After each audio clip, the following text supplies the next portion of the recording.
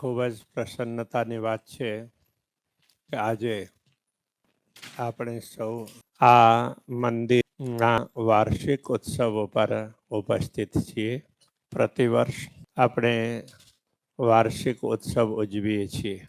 મિશિગનમાં અલગ અલગ ક્ષેત્રોમાં સુંદર સાથ ખૂબ સારી રીતે પથરાયેલા છે અલગ અલગ ટાઉનમાં. તો એના હિસાબે જ આપણે અહીં સેન્ટર પણ ઊભું કર્યું. હવે ધીમે ધીમે ને આ સેન્ટર મંદિરનું રૂપ લઈ રહ્યું છે. બરાબર છે ને? ગમે ત્યારે આવીને દર્શન કરી શકીએ, પરિક્રમા કરી શકીએ. કાલે અમે સાંજે આવ્યા ને તો આ બાજુ છોકરાઓ ક્રિકેટ રમી રહ્યા હતા. છોકરાઓને રમવા માટે પણ સારું થયું. પછી નાના બાળકો હોય એમને લઈને માતાઓ ભાઈઓ આવતા હોય એ લોકોને પણ ગમે. છોકરાઓ બરોબર રમે અને મોટાઓને એમનું કામ કરવાનું, છોકરાઓને એમનું કામ કરવાનું. તો આ રીતે ખૂબ સરસ અહીં કાર્યક્રમ થાય છે. આપ લોકો સમય સમયમાં નાના મોટા સરસ મજાના કાર્યક્રમો કરતા હોવો છો. અમને પણ સમાચારો મળતા હોય છે તો એનાથી પણ અમને પ્રસન્નતા થાય. આ બધા કાર્યક્રમો આપણે કરીએ છીએ તો એની પાછળનો કંઈક ને કંઈક મોટિવ તો હોય ને. તો આ મોટિવ છે કોઈને પણ એ છે આનંદનો અનુભવ કરવાનો, મજા કરવાની. એકદમ સરળ ભાષામાં કહીએ તો મજા કરવાની.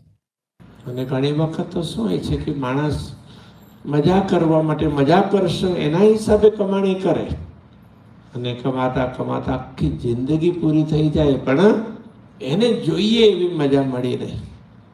દુનિયાની વસ્તુઓ મળી, ધન માન ઘણું મળ્યું પણ છતાં એને જોઈએ એવી મજા તો નહીં મળી.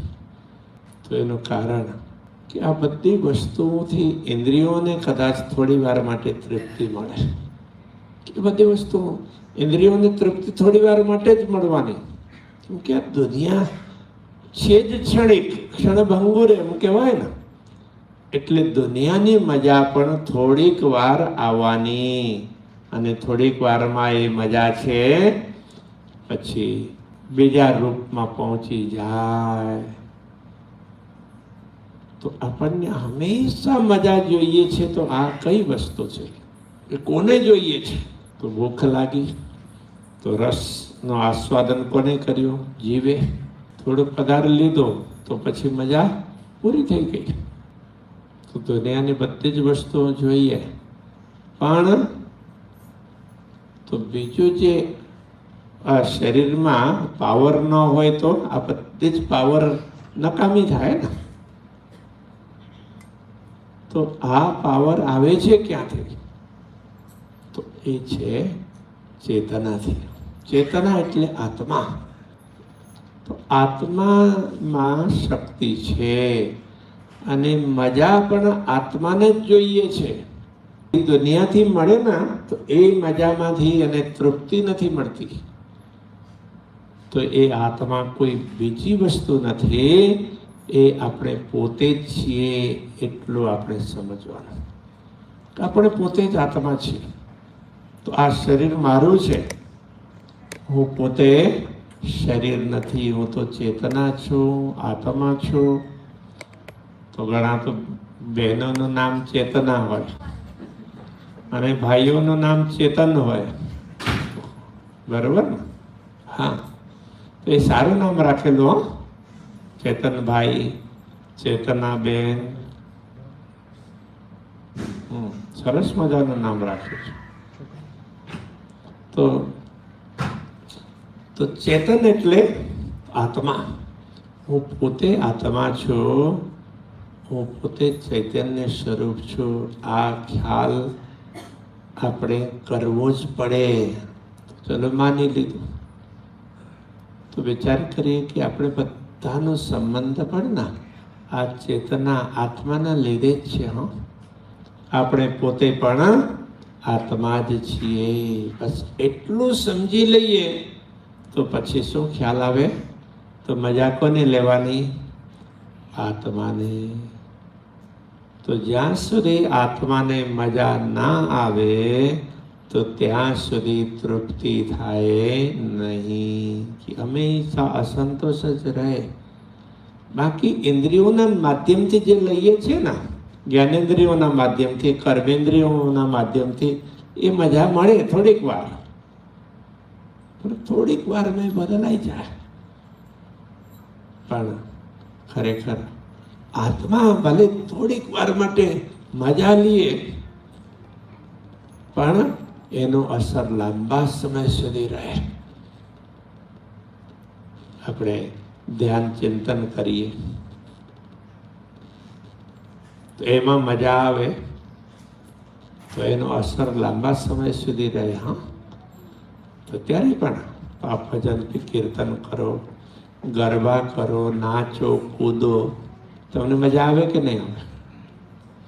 પગ દુખતા હોય, હા, ગોઠણ દુખતા હોય, કમર દુખતી હોય, તો પણ મજા આવે છે એટલા માટે કરો છો ને. હા, તો એનું કારણ શું? આ મજા કઈ રીતે આવી? દુખે છે, બધું થાય છે, છતાં મજા કેમ આવે? મજા એ રીતે આવે છે, જેટલી વાર આપણે આ રાસ ગરબા વગેરે કરીએ ના, અને એના જે બોલ હોય એ, તો એટલી વાર આપણું મન છે દુનિયાદારીમાં ભટકતું નથી. થોડીક વાર એ દુનિયાદારીમાં એનું ભટકવાનું છે ને, એ બંધ થઈ જાય છે, એટલી મજા આવે છે. પૂર્ણ બ્રહ્મ પરમાત્મા એ આત્માના સાચા સગા છે. આત્માના સાચા સગા પૂર્ણ બ્રહ્મ પરમાત્મા. તો પછી બીજા આત્માઓ એ પણ સગા છે, પૂર્ણ બ્રહ્મના જ અંશ છે, અંગ છે, એટલે એ સગા છે. તો બધા પણ સગા પૂર્ણ બ્રહ્મના અંશ હોવાને લીધે, અંગ હોવાને લીધે કે આપણા સગા છે. અને મૂળ પૂર્ણ બ્રહ્મ પરમાત્મા પ્રત્યે જો આત્મા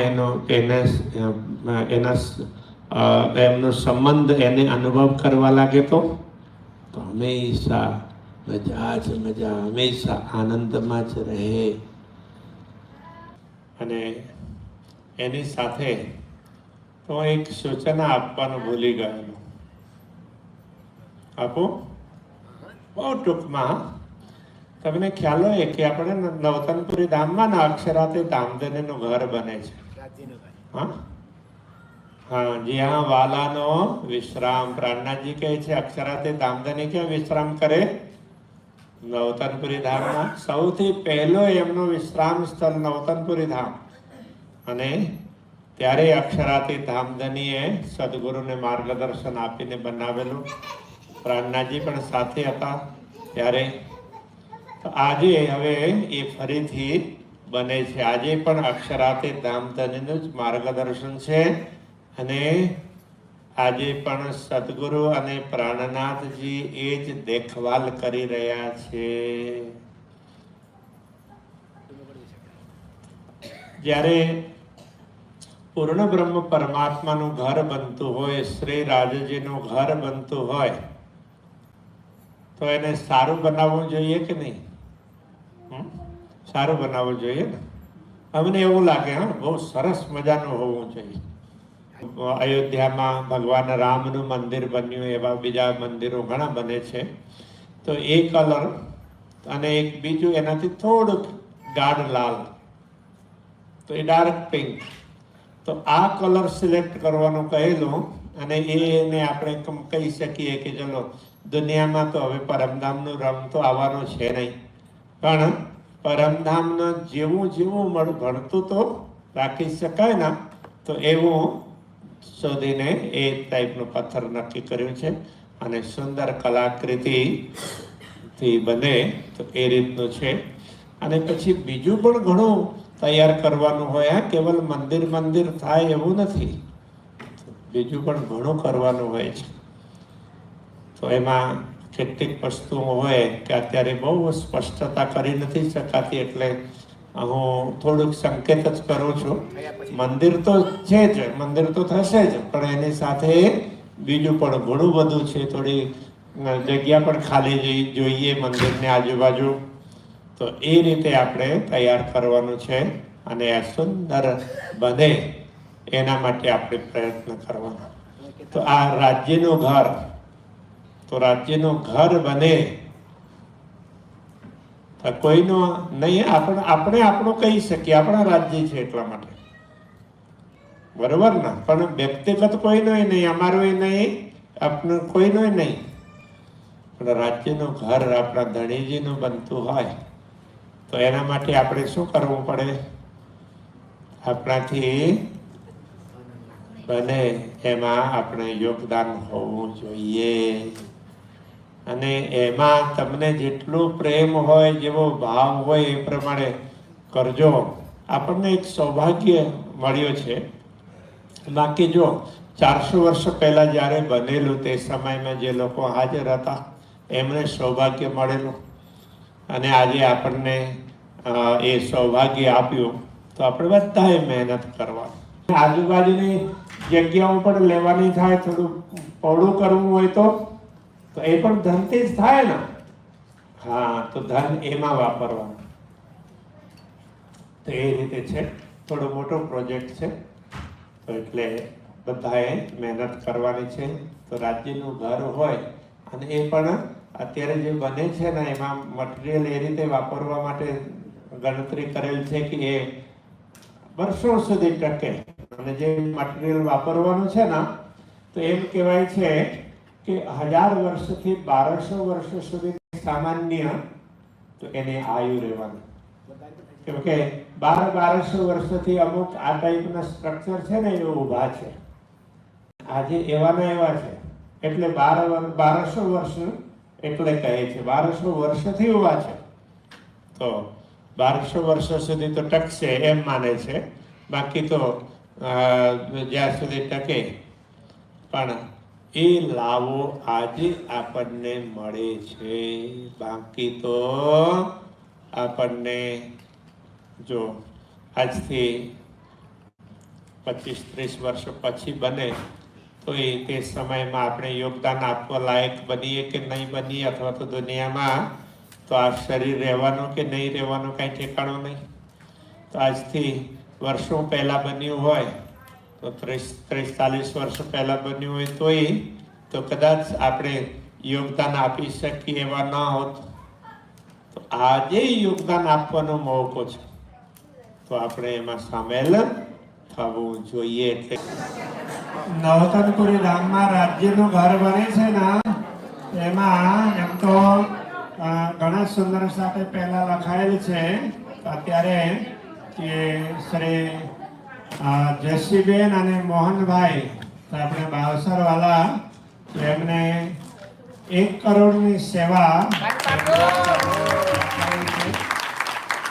કદાચ બધી શકે. હા, શેઠ માણસ છે, બધી શકે ભવિષ્યમાં. 5 વર્ષ. હા, બોલો શ્રી પ્રાણનાથ પ્યારે કી તાલી બાંધો, તાલી બાંધો. બીજા નામો તો ત્યારે આપણે બોલો શ્રી પ્રાણનાથ પ્યારે કી જય.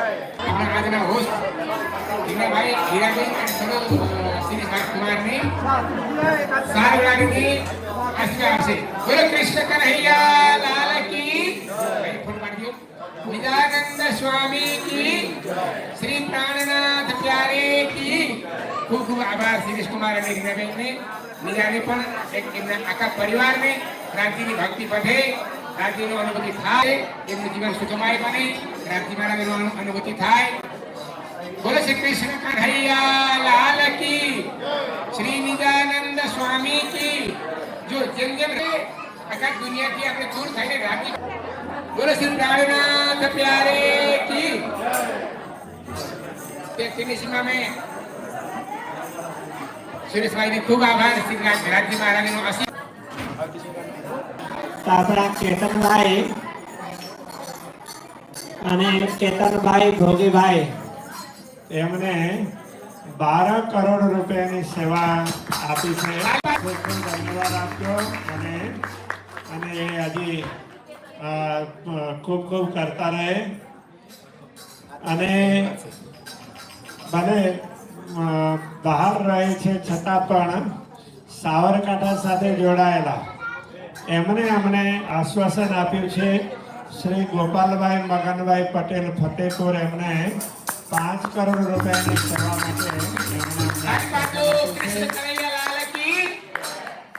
તો આપણા બાબુ કાકા હવે એમને તો હજી મારે રાકેશભાઈ અને મેહુલભાઈ સાથે વાતચીત કરવાનું બાકી છે અને પહેલા એમને લખાવેલો એમાં સુધારો શું વધારો કરવાના છે પણ એ પહેલાની વાત કરી દઉં તો એ 2.5 કરોડ રૂપિયા એમને લખાવેલા છે એમના માટે પણ ખૂબ ખૂબ આપ તાળી પાડી અને અત્યારે અહીં હાજર છે ઉદ્ધવ શાસ્ત્રી તો ઉદ્ધવ શાસ્ત્રી એ 1.25 કરોડ રૂપિયાની સેવા કરી રહ્યા છે એમણે 40% તો જમા પણ કરાવી દીધા તો એમના માટે ખૂબ ખૂબ સાધુવાદ ધન્યવાદ આપીએ હવે 1.25 કરોડની સેવા તો આપણા સુરેશભાઈ અલકાબેન તો એમની સેવા છે એમના માટે પણ આપ તાલીમથી એમને ખૂબ ખૂબ સાધુવાદ આપજો અને પ્રોત્સાહિત કરજો એ રીતે આપણે પિયુષ કુમાર ચંદુભાઈ પટેલ બાવસરવાલા તો એમને પણ તો 1.25 કરોડની સેવા આપી છે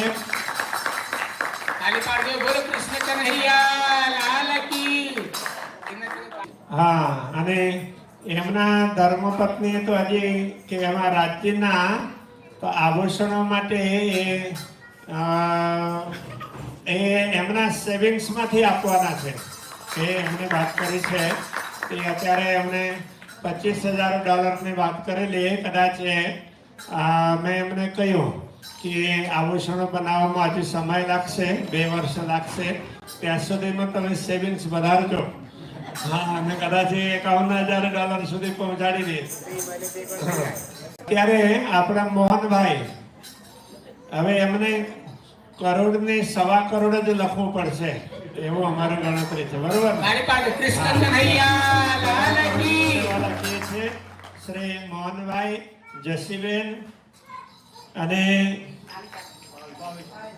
ભાવેશભાઈ અને એક સુંદર સાપ એ ખૂબ સેવાભાવી છે અહીંયા હાજર પણ છે પણ એમને કહ્યું કે મને શરૂઆતમાં જ એમને લખાવ્યું ત્યારે અને એમને અમુક પાર્ટ પેમેન્ટ આપવાનું શરૂ કરી પણ દીધું છે પણ એમને નામ જાહેર કરવા માટે ના પાડી હતી પછી છેલ્લે કરીશું અત્યારે નહીં કરીએ અને એમને 1 કરોડની સેવા એમણે આપી છે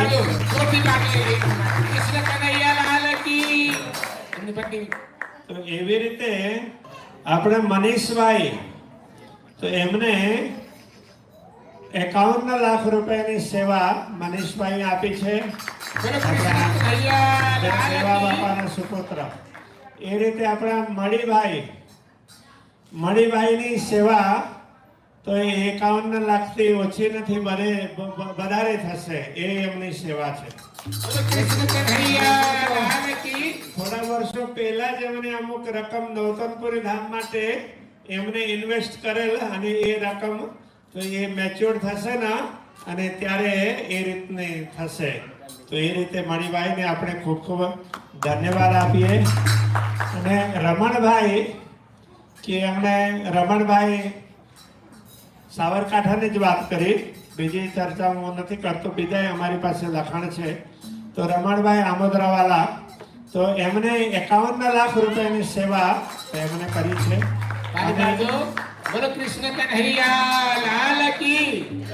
અને આપણે આમોદરાવાલા શ્રી જયંતિભાઈ એમના સુપુત્ર હાર્દિકભાઈ અને એમને 1 કરોડ રૂપિયાની સેવા આપી છે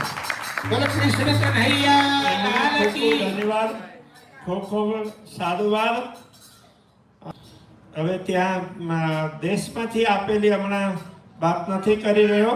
એક નેપાળના સુંદર સાથ છે, અહીં વર્જિનિયામાં રહે છે. એમને 51 લાખ રૂપિયાની લખાવી છે હમણાં સેવા. અને રમણભાઈએ અડધા કરતા વધારે તો આપી પણ દીધા. लक्ष्मी मिश्र और संगीता मिश्र ये उद्धव जी ने ये बहन था. तो संगीता है ये हमने बहन है. भाई आई पटेल, हाँ मोहन भाई ईश्वर भाई एमने 11 लाख रुपए ની સેવા લખાવી છે.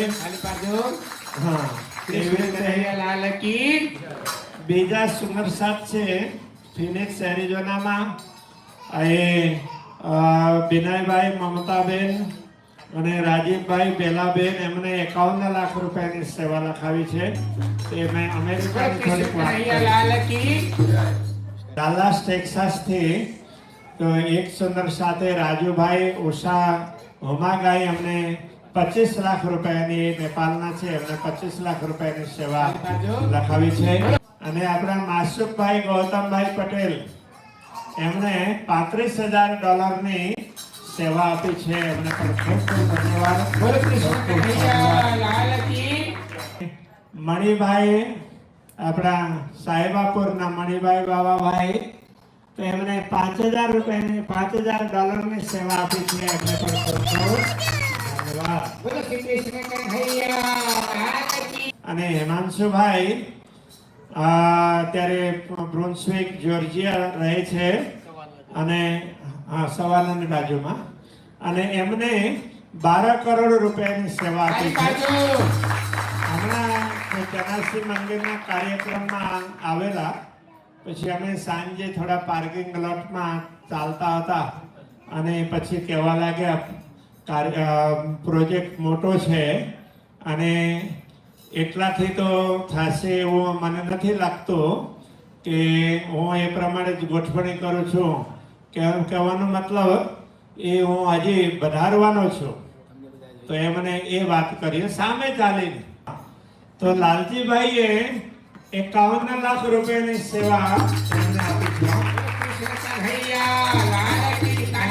એમણે ચેક પણ આપી દીધું પાર્ટ પેમેન્ટ અને થોડા દિવસમાં એ ફૂલ પણ કરી દેવાના છે.